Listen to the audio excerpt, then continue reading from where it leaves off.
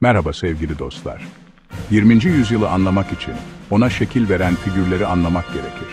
Bu devler arasında Mustafa Kemal Atatürk yer alır. Sadece Türkiye ile değil, ulusal egemenlik ve modernleşme kavramıyla eş anlamlıdır. 20. yüzyılın başları bir çatışma fırtınasıydı ve Mustafa Kemal doğrudan onun kalbine atıldı. Askeri kariyeri, barış zamanı geçit törenlerinden değil, amansız, acımasız savaşlardı. İlk önemli muharebe deneyimi, 1911 Trablusgarp Savaşı'nda geldi. Birinci Dünya Savaşı'nın sonu, Türk halkı için yeni ve daha umutsuz bir mücadele getirdi. Düşman devletler Osmanlı topraklarını işgal etmeye başladı. Sevr Antlaşması Anadolu'yu bölüp parçalamak istiyorlardı ve aralarında pay etmişlerdi. Zor şartlarda Kurtuluş Savaşı'nda elde edilen askeri zaferle birlikte yeni bir devlet inşa etme görevi başladı.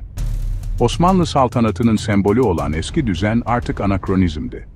1922 Kasım'ında saltanat kaldırıldı. 1923 Lozan Antlaşması yeni Türk Devleti'nin tam egemenliğini tanıdı. 29 Ekim 1923'te Türkiye Cumhuriyeti resmen ilan edildi, Ankara başkent yapıldı. Oy birliğiyle ilk Cumhurbaşkanı seçildi. Yeni Türkiye, 6 ok temelinde inşa edildi. Cumhuriyetçilik, milliyetçilik, halkçılık, laiklik, devletçilik, devlet öncülüğünde ekonomik kalkınma, inkılapçılık veya reformculuk. Amaç ortak vatandaşlığa dayalı birleşik bir ulusal kimlik oluşturmaktı. Bu proje muhafazakar muhalefetin karşısında cesaret ve amansız bir ilerleme gerektirdi. Şafak sökmüştü, ancak yeni Türkiye Cumhuriyeti'ni inşa etme işi henüz başlamıştı. Bir sonraki bölümde Atatürk devrimlerinin ayrıntılarına giriyoruz. Hukuk, eğitim, alfabe ve kadın hakları. Atatürk'ün en büyük mirası, topluca Atatürk devrimleri olarak bilinen derin reformlardır. Bu parça parça değil, yukarıdan aşağıya modern, laik bir toplum yaratma çabasıydı. En temel reformlardan biri hukuk sistemindeydi.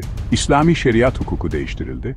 İsviçre modeline dayalı medeni kanun, İtalyan modeline dayalı ceza kanunu ve Alman modeline dayalı ticaret kanunu geldi. Bu, hukuku laikleştirdi ve tüm vatandaşlar için yasal eşitlik sağladı.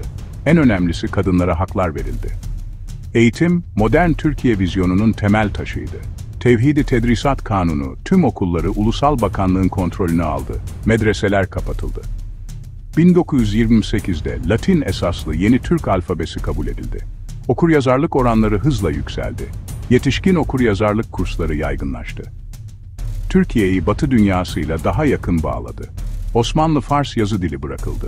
Latin harflerinden oluşan modern alfabe benimsendi. Atatürk kadınların kamusal hayata katılımını savundu. Kızlar okula gitti, kadınlar doktor, öğretmen, mühendis oldu. Fes, peçe gibi eski giysiler yerine modern giyim teşvik edildi. 1930'da yerel seçimlerde oy hakkı, 1934'te ulusal seçimlerde oy ve aday olma hakkı verildi. Gregorian takvimi, metrik sistem ve soyadı kanunu hayatın her köşesine dokundu. Büyük Millet Meclisi ona Atatürk soyadını verdi. Onun vizyonu kendine yeten, saygın ve barışçıl bir ulus içindi.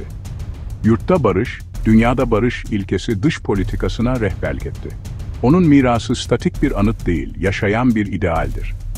Bugün bile Türkiye'nin kimliğini ve geleceğini şekillendiriyor ve şekillendirmeye de devam edecektir.